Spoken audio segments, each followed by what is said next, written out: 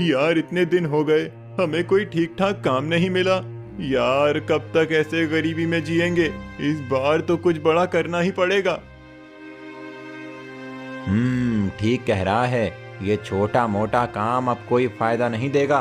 चलो आज जमींदार के घर में डाका डालते हैं। सोचो, हमारी जिंदगी पल भर में बदल जाएगी। सही है, आज का दिन हमारी किस्मत बदल देगा।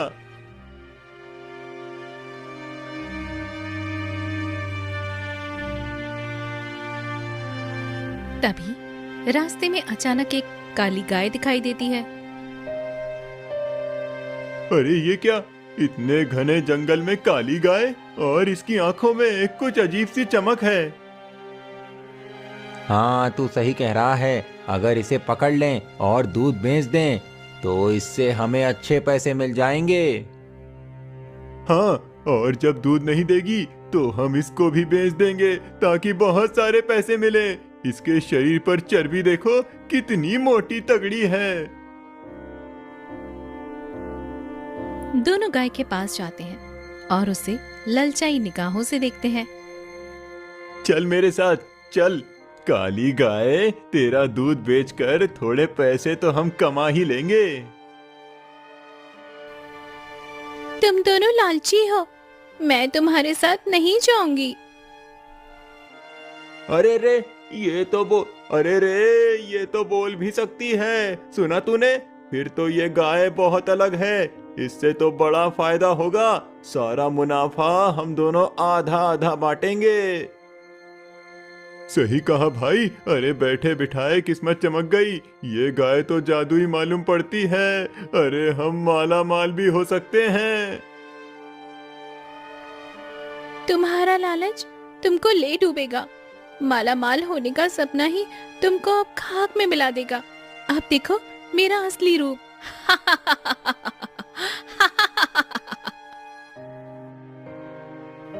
अचानक गाय की आंखों से एक तेज निकलता है, जिससे दोनों बौखला जाते हैं और दोनों एक जादुई आग के गोले में कैद हो जाते हैं।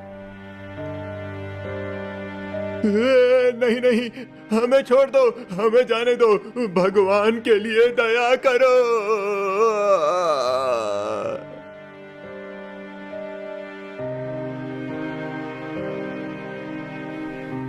देखा, यही मेरी ताकत है।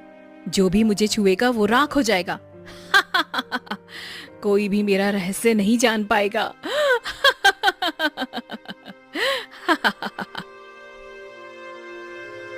वो दोनों वहीं मर गए, जिनके बारे में भी कभी कोई नहीं जान पाया। वहीं दूसरी तरफ गांव में गोमती और माधव रहते थे, जो अपनी गाय का दूध बेचकर किसी तरह से जीवन बिताते थे। अब घर कैसे चलेगा? हर वक्त आप बैठे रहते हो, कोई काम भी नहीं कर रहे। 3 दिनों से हमारी गाय ने एक बूंद दूध तक नहीं दिया है। ऐसे कैसे घर चलेगा जी? अरे रे, ये कैसी बातें कर रही हो? हमारी गाय बूढ़ी हो चुकी है और बीमार भी है। इसमें मेरी क्या गलती है? तो क्या करूं? बच्चे भूखे हैं और आप 3 दिनों से बैठे हुए हैं। आपको समझ में ही नहीं आता। सभी गांव वाले आते हैं दूध के लिए और खाली हाथ चले जाते हैं। आप कैसे पिता हैं जो ये सब कुछ देख रहे हैं? अरे भाग्यवान, तुम भी ना कभी नहीं बदलोगी। मैं गाय के प्राण निकाल दूं क्या, जब दूध नहीं दे रही तो? आपसे कुछ नहीं होगा। आप निकम्मे हो और निकम्मे ही रहोगे, पता था मुझे। गुस्से में माधव वहां से उठकर गांव की तरफ जाता है। गोमती तो ठीक ही कह रही है। ऐसे तो घर की हालत और खराब होगी। एक काम करता हूँ, गाय की तबीयत जब तक ठीक नहीं होती तब तक जमींदार के पास जाकर कोई काम देख लेता हूँ। शायद मुझे कोई काम मिल जाए। माधव जमींदार के पास जाता है। मालिक, मेरी गाय की तबीयत खराब है, इसीलिए दूध नहीं दे रही। मुझे कुछ काम दे दीजिए ताकि मैं घर चला सकूं और गायों का इलाज कर सकूं। अरे माधव, तुझे काम कहाँ आएगा? पूरी जिंदगी तो तूने सिर्फ गायों का दूध निकाला है। तेरे बस का कोई काम नहीं है। जा, अगर तेरी गाय दूध देने लगे तो पहले आकर मुझे दूध जरूर दे देना। जमींदार चला जाता है। माधव उदास होकर वहां से निकल जाता है।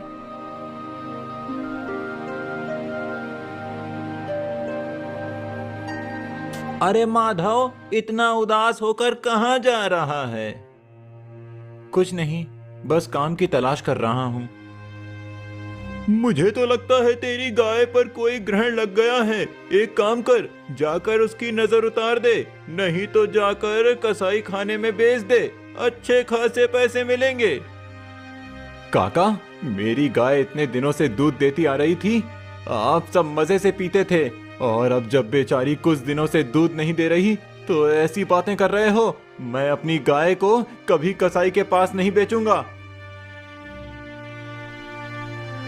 माधव वहां से चला जाता है और घने जंगल में बैठकर रोने लगता है।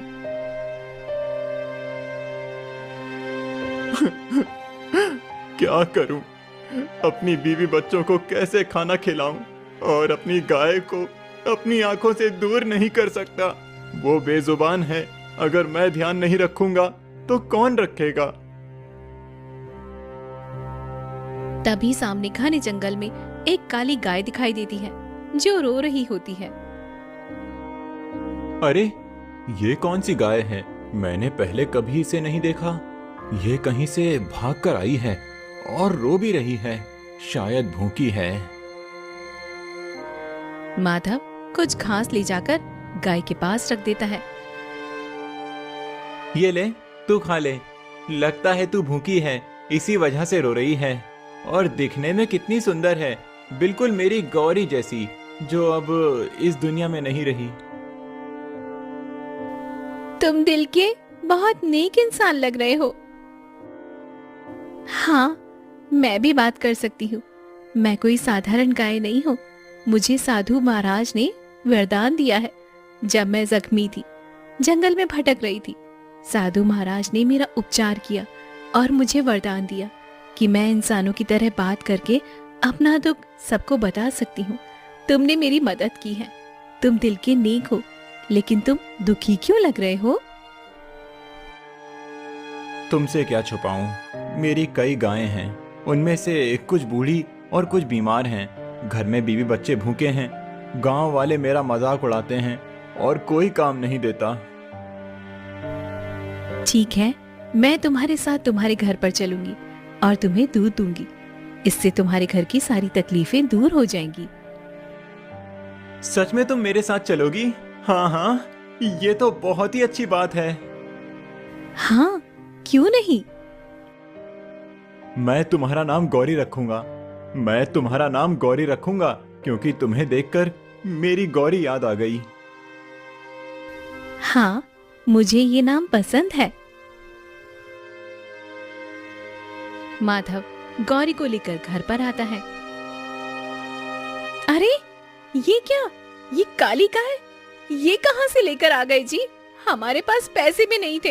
ये महंगी लग रही है। शांत हो जाओ गोमती, इसमें कोई पैसे नहीं लगे। ये जादुई गाय है, किसी को मत बताना। अब बस इसे अपने पास रखेंगे और इसका दूध निकालकर घर की स्थिति जल्दी ही ठीक करेंगे। मुझे माफ कर दो। मुझे तुम्हें इतना बुरा भला नहीं कहना चाहिए था।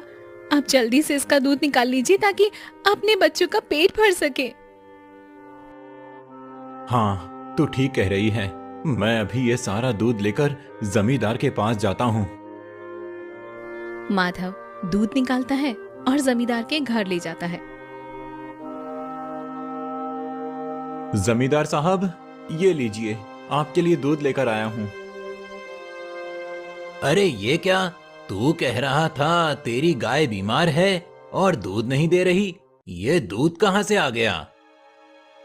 बस मेरी एक गाय ने देना शुरू कर दिया, इसीलिए सोचा पहले आपको ही दे दूं। दूध तो देखने में बहुत ही गाढ़ा लग रहा है। माधव जमींदार को 2 लीटर दूध देता है। उससे पैसे लेकर और गांव वालों के पास जाता है। मोहन काका, ये देखो, मैं दूध लेकर आया हूँ, जल्दी से बर्तन ले आओ। अरे माधव, बहुत दिनों बाद दूध लेकर आया है। मैं कब से तुम्हारे दूध का इंतजार कर रहा था। जल्दी दे, तुम्हें तो पता ही है मुझे किसी और का दूध अच्छा नहीं लगता। हाँ हाँ काका, बस एक नई गाय लेकर आया हूँ, उसी का दूध है, पियो देखो, अच्छा लगेगा। अच्छा ठीक है, दे दे 1 लीटर। माधव गांव में घूम घूम कर बकरियों को भी दूध देता है। ऐसे ही कई दिन बीत जाते हैं। एक दिन माधव फिर से जमींदार के पास दूध लेकर जाता है। अरे माधव, तू ये कहाँ से दूध लाकर दे रहा है? क्या हुआ जमींदार साहब, दूध कुछ खराब है क्या? नहीं नहीं, तेरा दूध एकदम जादुई है। ऐसी मलाई, ऐसा स्वाद मैंने अपनी पूरी जिंदगी में ऐसा दूध कभी नहीं पिया है। क्या सच में? आपको इतना पसंद आया मेरी गाय का दूध? हाँ, कल से तू 2 लीटर नहीं बल्कि 3 लीटर मुझे दे दिया करना। हाँ जमींदार साहब, क्यों नहीं, जरूर दे दूंगा कल से। माधव जमींदार को दूध देकर घर की तरफ जाता है। अरे माधव, तेरा दूध का स्वाद बहुत अच्छा है, जैसे जादू कर दिया हो। तू मुझे भी अपनी वाली गाय का दूध घर पर 2 लीटर दे आना। हाँ क्यों नहीं, दे आऊंगा। ऐसे ही गांव में कई लोग दूध की मांग करते हैं। भगवान, अब इतना सारा दूध कहाँ से आएगा, मुझे समझ नहीं आ रहा। माधव घर लौटता है। क्या हुआ जी, आप बहुत परेशान लग रहे हो। क्या बताऊं, पूरे गांव वाले हमारी गौरी का ही दूध मांग रहे हैं। इतना सारा दूध कहाँ से आएगा, मैं समझ नहीं पा रहा। अरे ये क्या बातें कर रहे हो, मैं अभी अभी गौशाला में जाकर देखती हूँ, तुम भी मेरे साथ चलो। क्या हो गया, सब ठीक तो है ना? पता नहीं गौरी को क्या हो गया है, उसका इतना सारा दूध निकल रहा है कि मानो रुकने का नाम ही नहीं ले रहा हो। मैंने 2 बाल्टी दूध निकाल लिया है, मगर दूध बहता ही जा रहा है। क्या क्या सच में इतना सारा दूध गौरी ने आज दिया है? माधव दौड़कर गौशाला की ओर जाता है। गौरी के पास पहुंचकर देखता है। गौरी, मुझे बहुत खुशी हुई कि तुमने इतना सारा दूध दिया। तुम मेरे बारे में इतना सोचती हो। माधव, तुम दिल के बहुत नेक हो। जब से तुमने मुझे अपनाया है, तुम मेरा खूब ध्यान रखते हो। अच्छा खाना, स्नान, देखभाल, अब मैं तुम्हारी मदद करूंगी। हाँ हाँ क्यों नहीं गौरी, तू हमारे लिए बहुत कीमती है। माधव सारा दूध निकालकर सारे गांव वालों में बांटता है। ऐसे ही कई दिन बीत जाते हैं। फिर एक दिन गोमती कहती है, सुनो ना, हमारी गौरी इतना सारा दूध दे रही है कि पूरा गांव दीवाना है। देखो, हमारा दूध गांव में ही खत्म हो जाता है। एक काम करो, इसमें से आधा दूध बाजार में बेच दो और आधा दूध में पानी मिलाकर गांव वालों को दे देते हैं। ये कैसी बातें कर रही हो? नहीं, मैं ऐसा नहीं करूंगा। सोचो ना जी, अगर लक्ष्मी हमारे घर आ रही है तो हमें क्या दिक्कत है। वैसे भी गौरी का दूध बहुत जादुई और स्वादिष्ट है। पानी मिलाने के बाद भी गांव वालों को पता नहीं चलेगा। सोचो, इतने दिनों की गरीबी के बाद अब पैसे कमाने का मौका आ गया है। तुम मना कर रहे हो। अगर पैसे कमाने का मौका आ रहा है तो हमें इसे हाथ से नहीं गंवाना चाहिए, ठीक है ना?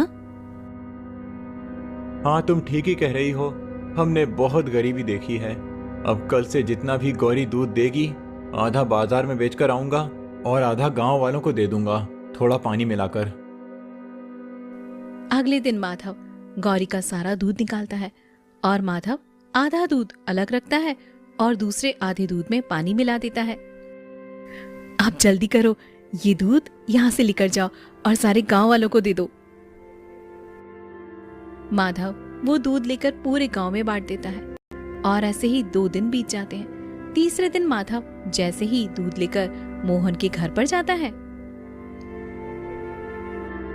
मोहन काका, दूध आकर ले लो। माधव, तेरी गाय को क्या हो गया? ये दूध पहले जैसा स्वाद नहीं दे रहा, कुछ अजीब सा स्वाद आ रहा है। तुमने दूध में कुछ मिलाया तो नहीं है? काका, आप क्या बातें कर रहे हो? आप पहली बार तो दूध नहीं ले रहे हो ना? इतने सालों से मैं देता आया हूँ, ये वही गाय का दूध है जो आप लोगों को पसंद आया था।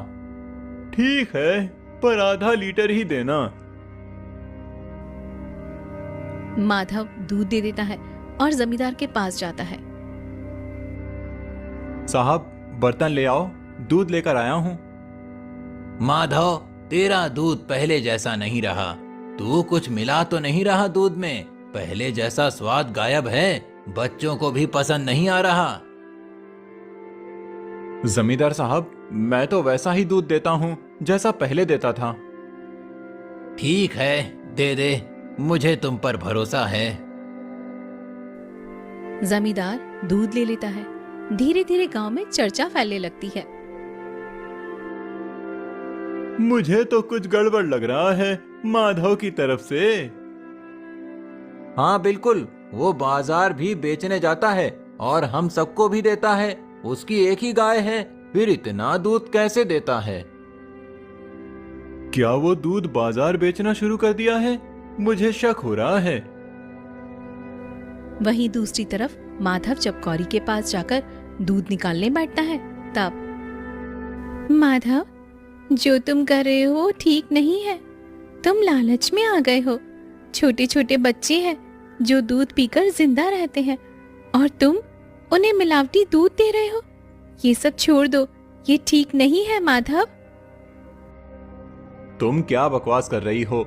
हम तुम्हें खाना दे रहे हैं, समय पर देखभाल कर रहे हैं, हमें गलत नहीं ठहराना चाहिए।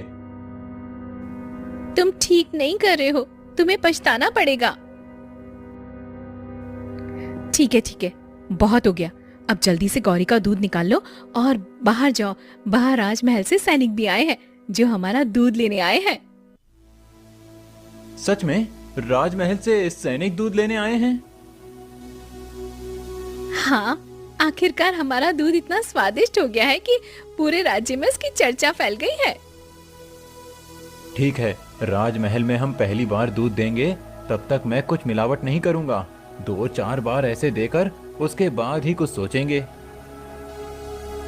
हाँ, बिल्कुल ठीक कहा। अब तुम्हारा दिमाग कुछ चलने लगा है। गोमती आधा दूध अलग रखकर आधे में पानी मिला देती है और अच्छा वाला दूध सैनिक को दे देती है। बाकी दूध गांव वालों को पानी मिलाकर बांट दिया जाता है। पड़ोसी रामू सब कुछ देख लेता है। अच्छा, तो ये दूध में पानी मिलाया जा रहा है और राजमहल को अच्छा दूध दिया गया है और गांव वालों को मिलावटी दूध दिया गया। मैं सोचता था ये आदमी इतनी जल्दी अमीर कैसे बन गया, अब समझ आया। तभी मोहन अपने बीमार बच्चे के साथ भागते हुए दिखता है। रामू उसके पास पहुंचता है। मोहन काका, क्या हुआ? अपने बेटे को लेकर कहाँ भाग रहे हो? पता नहीं क्या हुआ, मेरा बेटा कई दिनों से बीमार पड़ रहा है। पहले ऐसा कभी नहीं हुआ था।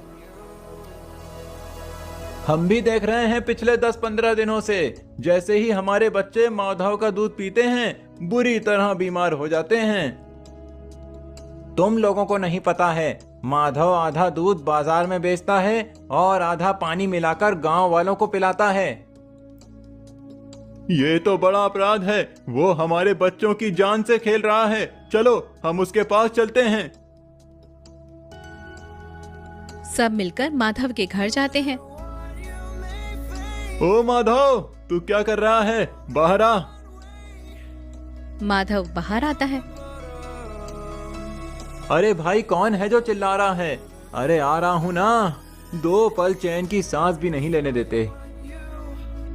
तू दूध में पानी मिलाता है? देख, मेरा बच्चा बीमार है और गांव के कई बच्चे भी बीमार पड़ रहे हैं। अरे ये क्या बक रहे हो? मैं कोई मिलावटी दूध नहीं देता। मेरा दूध हमेशा अच्छा रहा है। अरे मैं क्यों मिलावट करूंगा भला? अगर तुम लोग दूध लेना चाहते हो तो लो, वरना मत लो। हमारे पास वैसे भी बहुत सारे खरीदार हैं। हाँ। हम लोग तेरे दूध पर निर्भर हैं, पर अब और सहन नहीं करेंगे। चलो हम लोगों को मुखिया के पास चलना चाहिए। अब इसका फैसला मुखिया ही करेंगे। हाँ हाँ, जाओ जाओ, मुखिया भी मेरे दूध का दीवाना है। अरे मेरे दूध के बिना गांव में किसी का गुजारा नहीं होगा। हाँ, बता रहा हूँ। सब गांव वाले दुखी और गुस्से से मुखिया के घर पर पहुंच जाते हैं। अरे तुम सब लोग यहाँ, सब ठीक तो है ना? महाराज, हमारे गांव का माधव मिलावटी दूध दे रहा है। बच्चे बीमार पड़ रहे हैं। मैंने अपनी आंखों से देखा कि वो आधा दूध बाजार में बेचता है और आधे में पानी मिलाकर गांव वालों को दे देता है। ऐसा नहीं हो सकता है। हमारे गांव में कोई ऐसा काम कैसे कर सकता है? जाओ उसे लेकर पंचायत में आओ, हम सब वहीं फैसला करेंगे।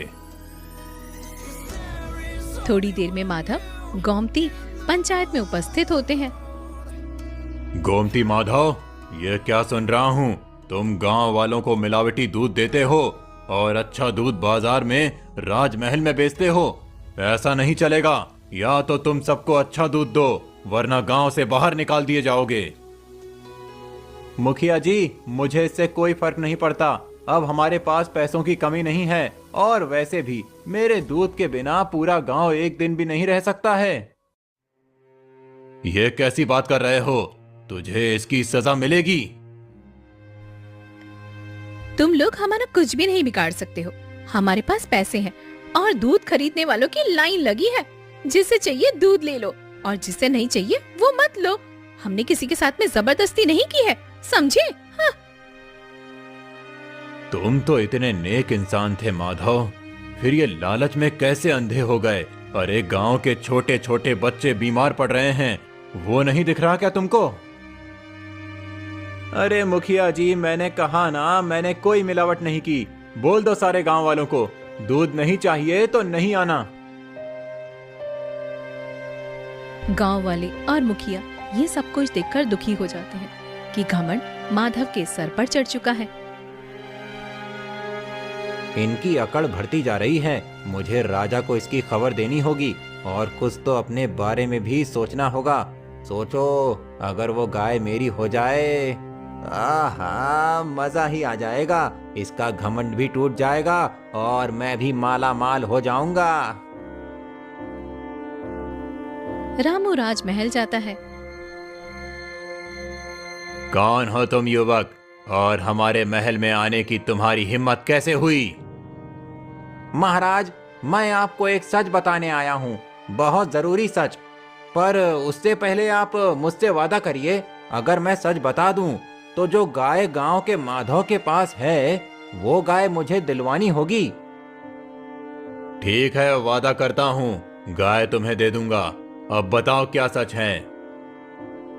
माधव का दूध जो आप भी पीते हो वो कोई साधारण गाय नहीं है, जादुई गाय है। और माधव उस गाय के दूध में पानी मिलाकर राजमहल में और बाकी गांव वालों को पिलाता है, जिससे कि सब बीमार पड़ रहे हैं, और आधा दूध बाजार में ले जाकर बेचता है। ओह, ऐसा है क्या? इसीलिए तो मैं भी सोचूं, 2 दिन से मुझे इतनी खांसी क्यों हो रही है। यानी उसी के दूध से मेरी भी तबीयत खराब हो रही है। ये बड़ी बात है। सैनिकों, माधव, उसकी पत्नी और गाय को अभी राज दरबार में बुलवाओ। सैनिक रवाना होते हैं और थोड़ी ही देर में सभी को लेकर राज दरबार में उपस्थित हो जाते हैं।